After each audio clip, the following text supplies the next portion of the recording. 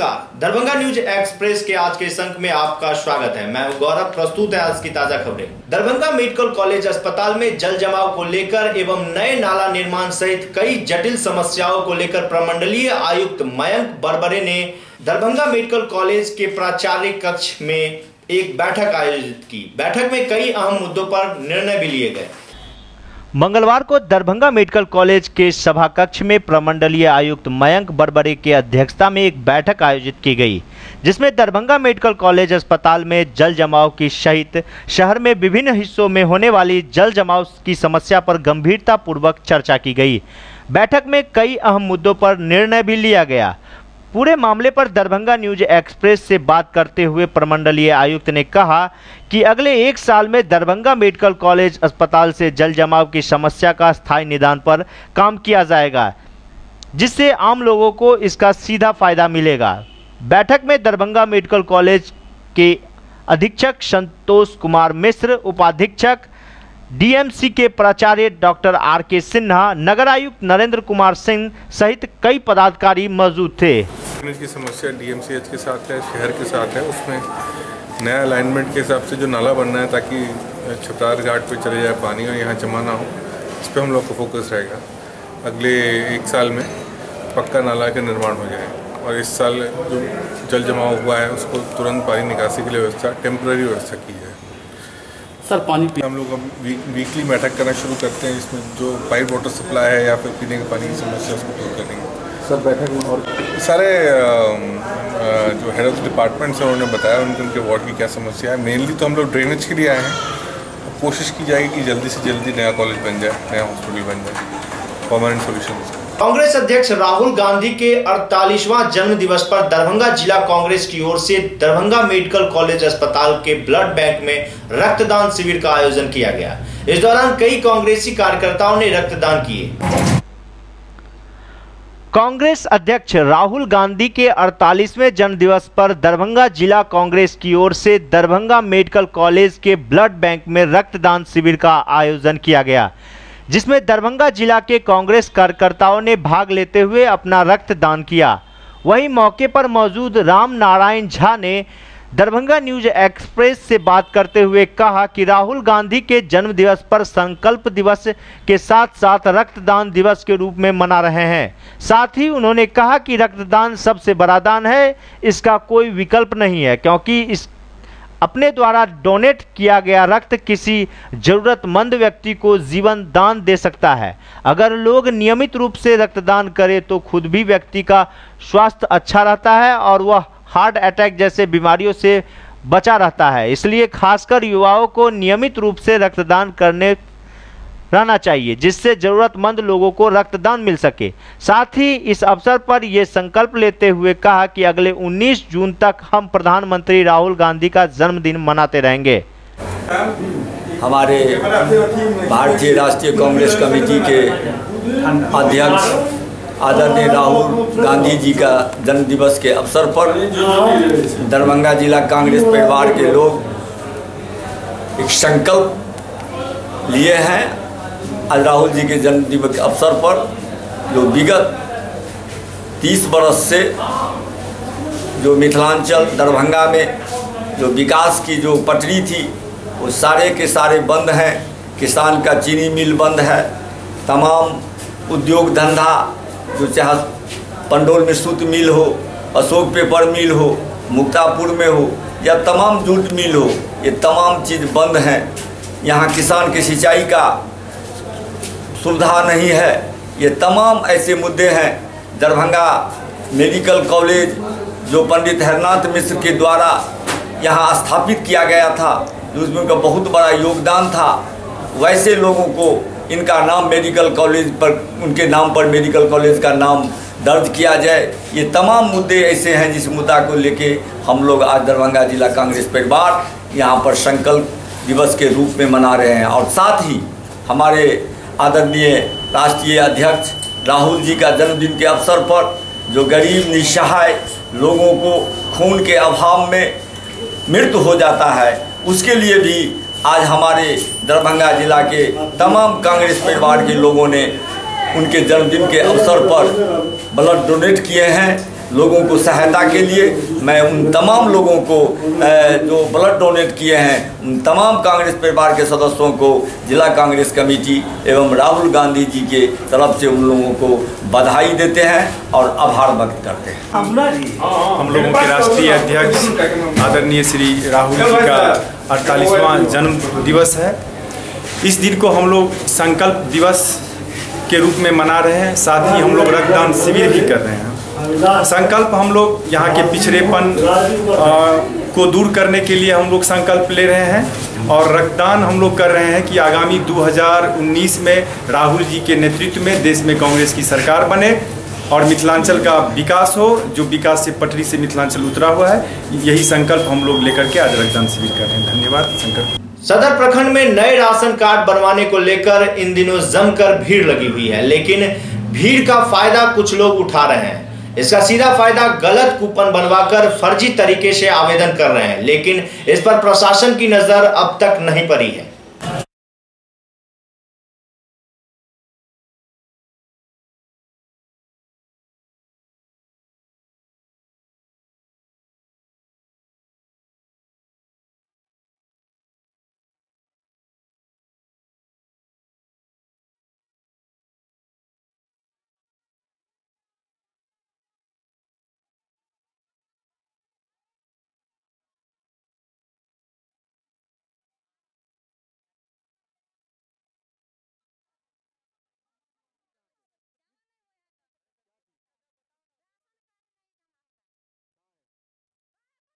यही है कि कूपन सिस्टम हो गया है।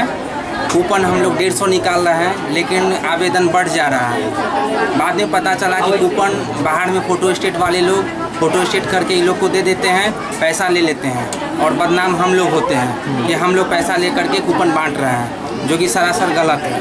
कितना कूपन बांटते हैं आप लोग? 150 कूपन बांटते हैं पर डे। और फॉल्स कूपन लेके कितना आ जाता है? फॉल्स कूपन करीब 50-60 के आसपास आ जाता है। तो इसकी शिकायत आपने अपने अधिकारी से की? ये शिकायत हमको आज ही पता चला है। आप कंप्लेन करेंगे? कंप्लेन जरूर करेंगे। क्या नाम हुआ आपका? प्रदीप कुमार। मुख्यमंत्री नीतीश कुमार के दहेज मुक्त समाज के अभियान को उप मुख्यमंत्री सुशील कुमार मोदी ने अपने पुत्र के विवाह में दहेज मुक्त सादगी पूर्ण विवाह किए। उससे प्रेरित होकर हायाघाट विधायक अमरनाथ गामी ने भी अपने भतीजा का विवाह दहेज मुक्त करने का निर्णय लिया है। इसको लेकर विधायक ने शिवाजी नगर स्थित अपने आवास पर एक प्रेस कॉन्फ्रेंस का आयोजन किया। उस अभियान के बाद दहेज मुक्त विवाह का कार्ड पर अक्सर देखा जाता रहा कि दहेज मुक्त विवाह हो रहा है, लेकिन कहीं से उस समारोह में दहेज मुक्त वातावरण नहीं मिलता। माननीय मुख्यमंत्री के आह्वान पर जो अभियान चला, उसमें जमीनी हकीकत अगर देने का कोई काम किया तो माननीय उप मुख्यमंत्री सुशील कुमार मोदी जी ने अपने बेटा का विवाह सादगीपूर्ण तरीका से आडंबर मुक्त दहेज मुक्त निश्चित रूप से था। तो दिन के उजाला में बिना बैंड पार्टी, बिना प्रकाश व्यवस्था के झाड़ से या आतिशबाजी जो भी फिल्म खर्ची होता है, उतने बड़े लोग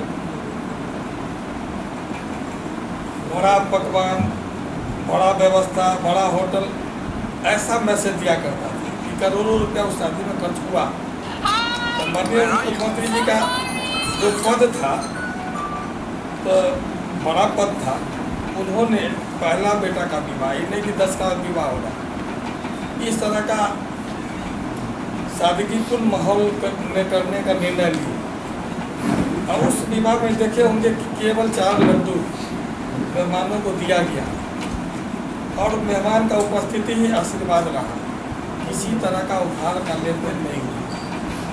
तो मेरे यहाँ भी उस कार्यक्रम के बाद पहला विवाह, मेरा परिवार बड़ा है, ज्वाइंट फैमिली है, 80-90 आदमी का परिवार है, लेकिन मन में हुआ कि उस अभियान को आगे बढ़ाया जाए, मिथिलांचल में एक ऐसा मिसाल खड़ा किया जाए कि सुशील मोदी जी पटना में पूरा बिहार स्तर पर किए थे, उस तरह का विवाह दरभंगा में किया। तो निश्चित रूप से शादी विवाह ऐसा चीज़ है कि 2 पक्ष के मिलन से निर्णय हो सकता है।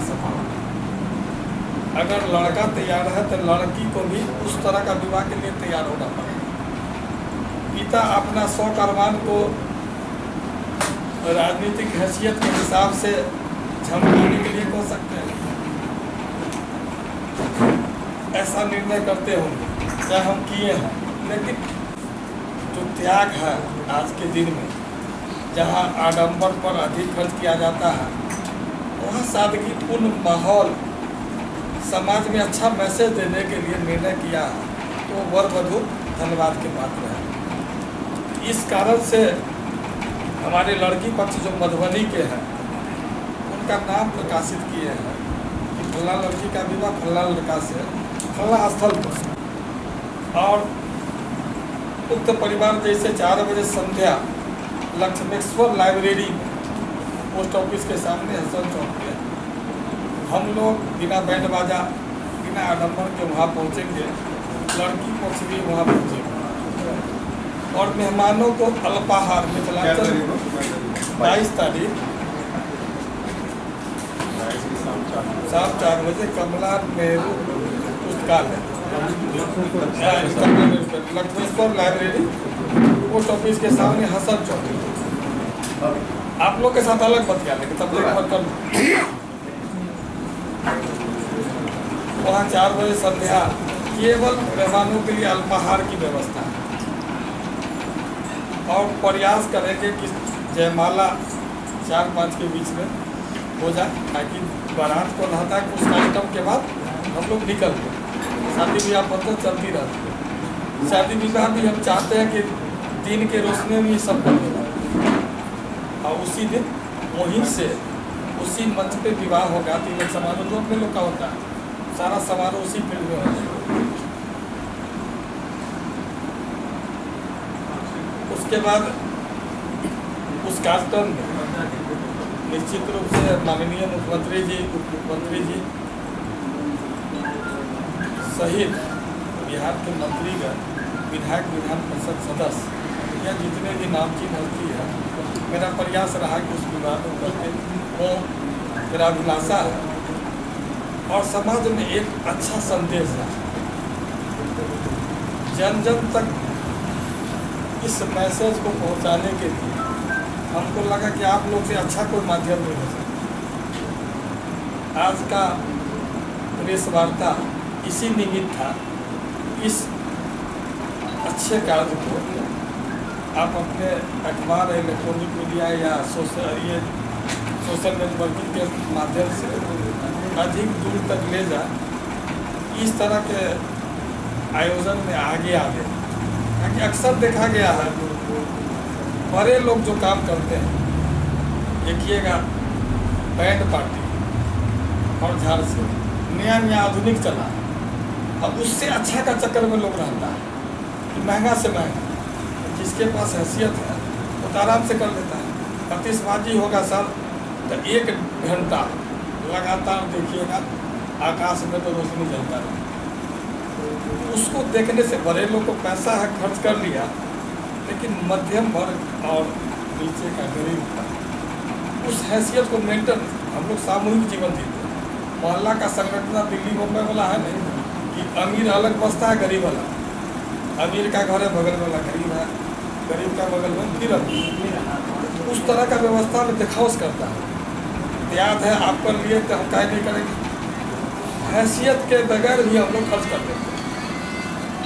अगर समाज को मालूम पड़ेगा कि इस तरह का विवाह से गांधी जी कर लिए, सुशील मोदी कर लिए, हमको कोई हंसने का नहीं। उस तरह का विवाह मंदिर में किया जा सकता है और ज़्यादा पकवान नहीं, सादगीपूर्ण विवाह संभव है, कोई हंसेगा नहीं। लड़की के वाला क्या करता है कि 100 बारात या 75 मांगते हैं और 500-600 सरात को खाना खिलाते। उस व्यवस्था में आधुनिक पंडाल, उस व्यवस्था में साज सज्जा में खर्च करते हैं। बेटी और बहू के लिए धन नहीं बचाते। जो आवश्यकता की चीज़ है वो अपने बेटी को नहीं देते। काम जो है ये सिंबॉलिक हो कि राजानुकरण ना हो, इसके लिए कानून लगता है कि जरूरत है कानून बनाने का। कानून सर मेरा सवाल ये है कि दहेज प्रथा जैसे अपराध है, ऐसे ही आडंबर जो होता है शादी ब्याह में, इसको भी दिखावा अपराध के सही में लाना चाहिए, जिसके कारण गरीब बनते जा रहे हैं। नहीं, इसमें देखिए सबसे बड़ा बात है खर्च करने का सीमा, खुशी मनाने का सीमा को सरकार तय नहीं कर सकती। आप बहैसियत अधिक से अधिक खर्च करते हैं और समाज में दिखावा करते हैं, उस पर सरकार की तरफ से रोक नहीं लगाया जा सकता, लेकिन जन जागृति फैलाया जा सकता है। जिनका हैसियत नहीं है उस गलत चीज़ का दिखावा नहीं कर।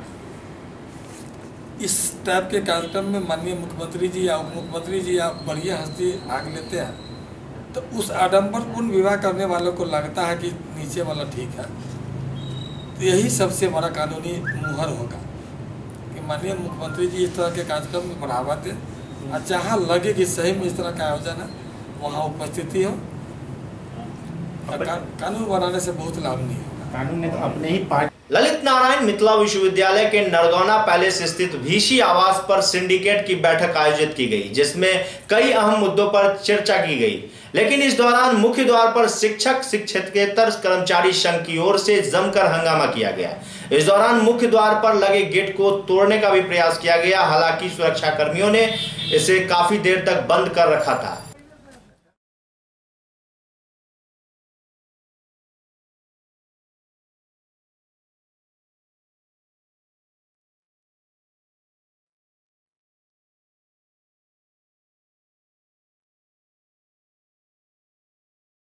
जिंदाबाद राष्ट्र वीसी हाय हाय हाय हाय हाय हाय राष्ट्र वीसी हमारी मांग पूरी करो अधिसूचना के बदले अधिसूचना जारी करो सूचना के बदले अधिसूचना जारी करो सूचना के बदले अधिसूचना जारी करो। अपनी मांगे कैसे लेंगे? इनकलाब जिंदाबाद जिंदाबाद जिंदाबाद इनकलाब जिंदाबाद।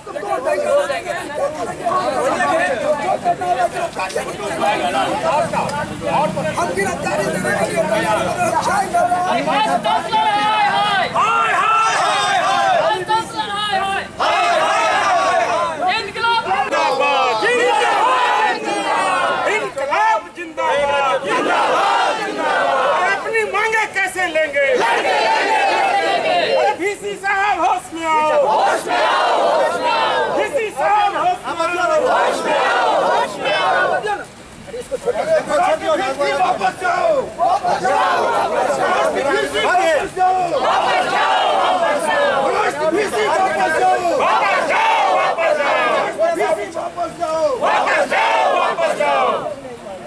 सूचना के बदले अधिसूचना जारी करो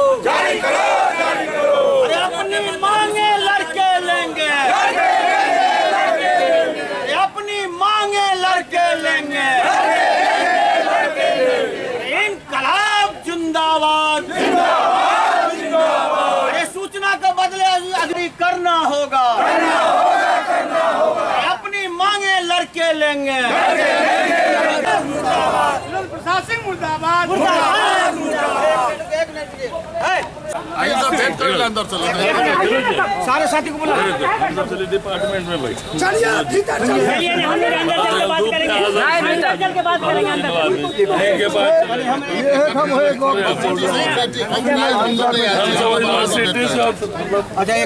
बैठल चल चैम्बर में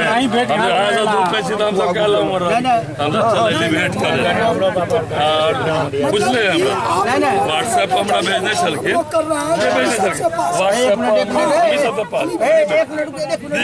एक मिनट बना लियो ना। अरे एक मिनट अरे ना अरे एक मिनट सवाल सिंडिकेट सबसे सुप्रीम बॉडी है।